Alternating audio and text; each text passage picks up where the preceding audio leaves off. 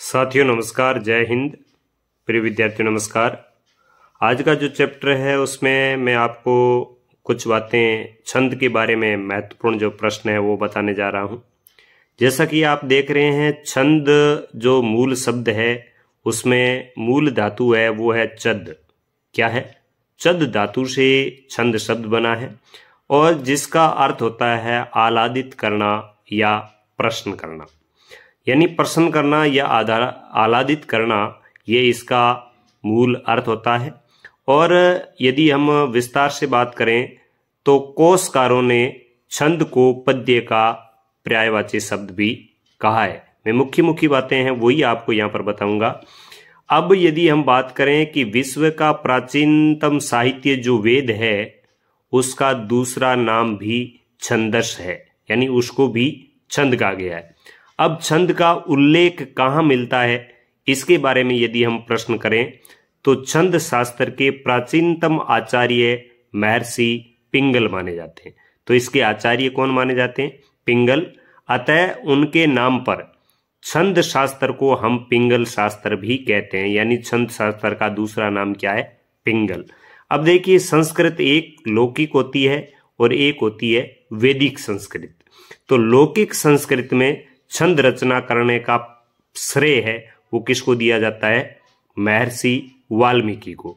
यानी लौकिक संस्कृत जो अपनी है उसमें महर्षि वाल्मीकि है, उसको श्रेय जाता है सबसे पहले छंद रचना करने का।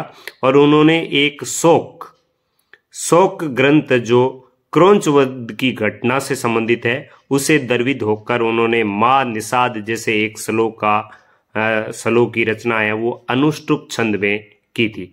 तो ये मुख्य बात आती है छंद के बारे में छोटे छोटे प्रश्नों की।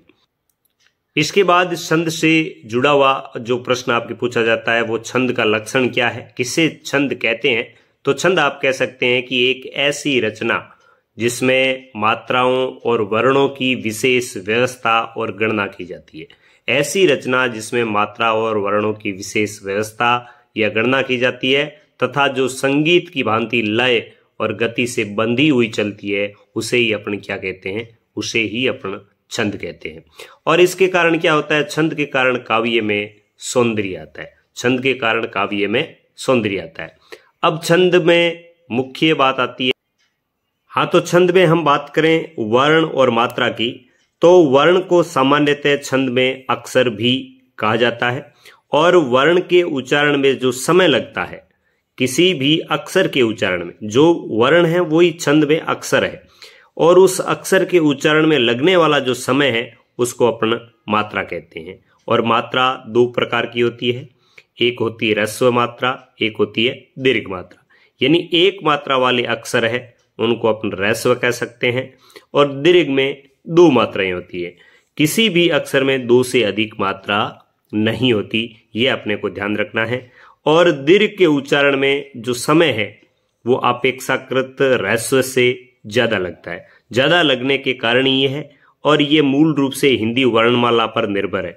जिस प्रकार हिंदी में जो स्वर होते हैं वो स्वर, कुछ स्वर होते हैं वो ह्रस्व यानी छोटे होते हैं, कुछ दीर्घ यानी बड़े होते हैं। तो जैसे अपने यहाँ पे देख रहे हैं ह्रस्व स्वर कौन कौन से है? अ, ई, उ और री, ये चार स्वर अपन मान सकते हैं। और यदि हम माने तो दीर्घ स्वर कौन कौन से होते हैं? संस्कृत के स्वर मिलाकर आ, ई, उ, री, ए, आई, ओ, औ और अंगर है, इनको अपन बड़ा मानते हैं। तो इस प्रकार ये मात्राएं चलती है। फिर यदि हम देखें मुख्य प्रश्न और कि छंद शास्त्र में ह्रस्व को लघु भी कहते हैं, ह्रस्व को लघु कह सकते हैं, और दीर्घ को आप गुरु भी कह सकते हैं। लघु के लिए खड़ी पाई रेखा, मतलब खड़ी पाई रेखा, ये लघु के लिए खड़ी पाई रेखा का प्रयोग किया जाता है। ध्यान दें आप, लघु के लिए खड़ी पाई रेखा का प्रयोग किया जाता है, जिसको आप ये खड़ी पाई जो मैंने लिखी है ये खड़ी पाई। और दीर्घ के लिए जो वक्र रेखा है, वक्र रेखा का मतलब अवग्रह का चिन्ह, तो ये गुरु और लघु के संकेत चिन्ह है। अब यदि हम छंद भेद के बारे में पढ़ें तो वर्ण और मात्रा के आधार पर छंद के भेद अलग अलग माने गए हैं।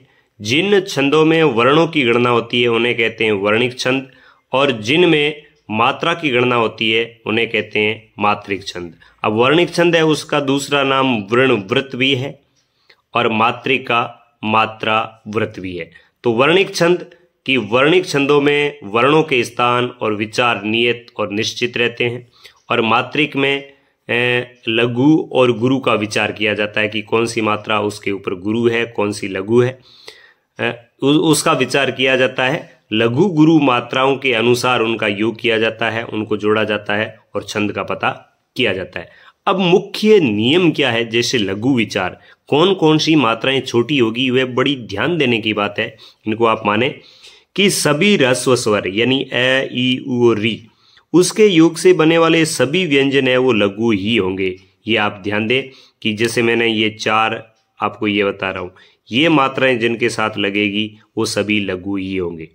चंद्र बिंदु से बनने वाले शब्द, चंद्र बिंदु से बनने वाले जितने भी शब्द बनेंगे वो हमेशा ह्रस्व ही रहेंगे। इस बात का आप ध्यान रखें। जहां पर भी चंद्र बिंदु लगे वहां पे अपने को मात्रा एक ही माननी है। और यदि स्वराघात के कारण, कई बार ऐसा होता है कि मात्रा बड़ी है, जे की मात्रा जैसे बड़ी है, लेकिन स्वराघात के कारण जहाँ स्वर पर आघात होता है वहां पर उच्चारण के अनुसार कभी कभी लघु भी मान लिया जाता है। अब इसमें गुरु विचार, कौन सी मात्राएं बड़ी होगी? तो सभी दीर्घ स्वर, सभी दीर्घ स्वर कौन से? आ, ई, उ, री, ए, आई, ओ, औ। इनसे बनने वाले सभी जितने भी शब्द होंगे, जैसे ये आप शब्द देख रहे हैं, इनकी मात्रा हमेशा दीर्घ ही होगी। और दीर्घ का निशान क्या है? यह अवग्रह चिन्ह यानी वक्र रेखा, ये बड़ी होगी। और यदि किसी शब्द समूह के ऊपर अनुस्वार लगता है, जिसके ऊपर अनुस्वार लगता है, ध्यान दें, चंद्र बिंदु लगता है तो मात्रा लघु होगी, अनुस्वार लगता है तो मात्रा दीर्घ होगी, और किसी के पीछे यदि विसर्ग लगता है तो भी उसकी मात्रा दीर्घ ही होगी। यानी अनुस्वार और विसर्ग में मात्रा हमेशा दीर्घ होगी। तो यहाँ पे आप जैसे शब्द देख रहे हैं, तो इन शब्दों में यदि आप कहीं पर भी अनुस्वार देखेंगे, जैसे बिंदु में अनुस्वार है तो बी की मात्रा 2 ही होगी, और यदि विसर्ग लगा हुआ होगा तो भी उसकी मात्रा 2 ही होगी। जैसे दुख शब्द है तो यहाँ पर दू की मात्रा 2 ही होगी।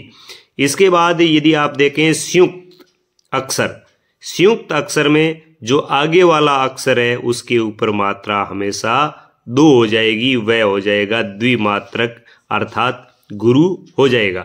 लेकिन कई कई जगह ऐसा होता है कि संयुक्त अक्षर में पूर्ववर्ती वर्ण के उच्चारण में जहां पर ज्यादा बल नहीं पड़ता वहां ह्रस्व ही माना जाता है, वहां दीर्घ नहीं होता। जैसे कुम्हार, कुम्हार में कु है, इस पर दीर्घ नहीं होगा, इस पर ह्रस्व ही होगा।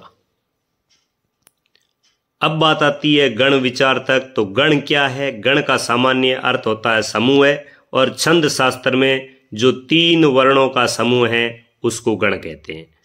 3 वर्णों का समूह है उसी को गण कहते हैं। छंद शास्त्र में गणों की संख्या है वो कुल 8 होती है, और 8 गणों में आप देख सकते हैं कि यगण, मगण, तगण, रगण, जगण, भगण, नगण और सगण, ये 8 गण होते हैं। इन 8 गणों को इस रूप में हम लिखते हैं, ये इनके गण चिन्ह हैं। और इसको याद करने का सूत्र यह होता है, ये माता राज भान सलेगा, यानी इसमें कुल मिलाकर 10 अक्षर है, जिसमें प्रथम 8 अक्षर है वो गणों के सूचक है, ऊपर दिए हुए 8 गणों के, और अंतिम 2 है वो लघु और गुरु के सूचक है। उसमें आप पहले जो पहला अक्षर है उसको और उसके आगे वाले 2 अक्षर है इनको आप मिला के गण बना सकते हैं। जैसे यह माता राजे भान सलगा में यह माता, यह के साथ में आप माता शब्द जोड़कर यगण का निशान लगा लेंगे। माता रा, इसमें माता रा से आप मगण का लगा लेंगे, और इस प्रकार आप मात्राओं को सही ढंग से लिख सकते हैं। अब इसमें यदि हम इसके अन्य अंगों की बात करें तो अन्य अंगों में एक अंग आता है इसका चरण, यानी सामान्यतः प्रत्येक छंद है उसमें 4 पंक्तियां होती है, और इन 4 पंक्तियों को ही हम इनका अलग अलग चरण मानते हैं। ये इसके 4 चरण होते हैं।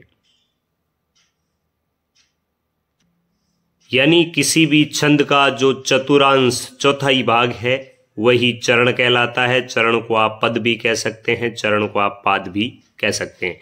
उसके बाद आता है गति। तो गति क्या है कि किसी भी काव्य रचना को पढ़ते वक्त जो उसमें प्रवाह होता है, जो बहाव होता है, उसको ही अपन गति कहते हैं। यह प्रवाह वर्णिक छंदों की अपेक्षा मात्रिक छंदों में विशेष तौर पर जरूरी है। तो यह गति है, जहां से चलते वक्त किसी काव्य रचना को हम पढ़ते वक्त चलते हैं, वो ही गति है। और गति के बाद आती है यति, यानी किसी काव्य रचना को पढ़ते वक्त जहां पर जो विराम होता है, जहां हम रुकते हैं, जहां जो ठहराव आता है, उसी को अपन कहते हैं यति। तो यह भी छंद का एक मुख्य अंग है। इसके बाद बात आती है कि छंद के अन्य भेद। छंद कितने प्रकार के हो सकते हैं? तो छंद है वो सम भी होते हैं, यानी मात्रिक छंदों में सम मात्रिक होता है, अर्ध सम मात्रिक होता है और विषम मात्रिक होता है। और यही वर्णिक छंदों में होता है कि वो भी सम होगा, अर्ध सम होगा, विषम होगा।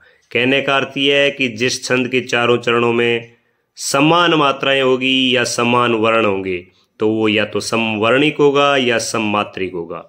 जिसके दो चरणों में समान वर्ण होंगे या दो चरणों में समान मात्रा होगी, वो अर्ध समवर्णिक या अर्ध सममात्रिक होगा।